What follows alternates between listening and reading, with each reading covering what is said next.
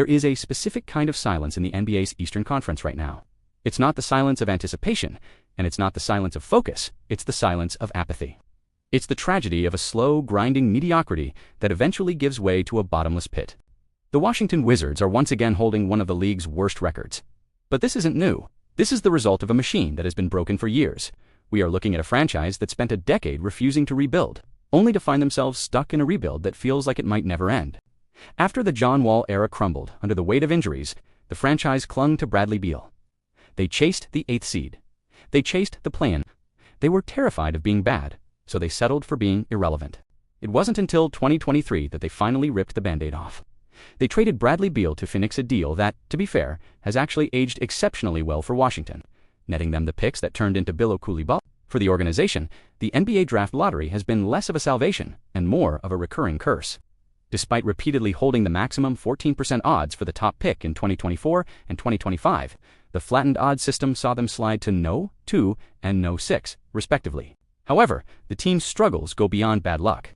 A chronic failure in talent evaluation and player development has haunted the franchise for years. This talent drain is evidenced by players like Rui Hachimura and Dene Avdija, both of whom blossomed into high-level contributors only after being traded away from the district. By failing to maximize the value of their lottery assets, the Wizards have effectively neutralized the benefits of tanking, proving that high picks are useless if the environment isn't built to sustain them. So, what about the current regime? Under GM Will Dawkins, the strategy shifted. They stopped chasing the 8th seed and started stockpiling athleticism and length. The uncomfortable truth of 2025 is that while the Wizards have assembled a promising supporting cast in Alex Sayre, Bilal Coulibaly, and Trey Johnson, they still lack the Tier 1 alpha necessary to change the franchise's trajectory.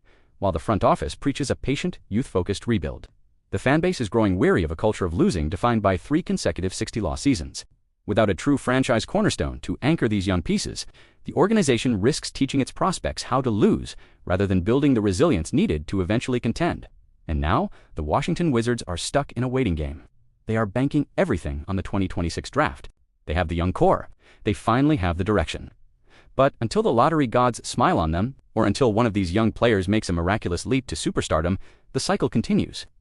The Washington Wizards are stuck in the worst place in sports. They are bad, they are boring, and worst of all, they are irrelevant.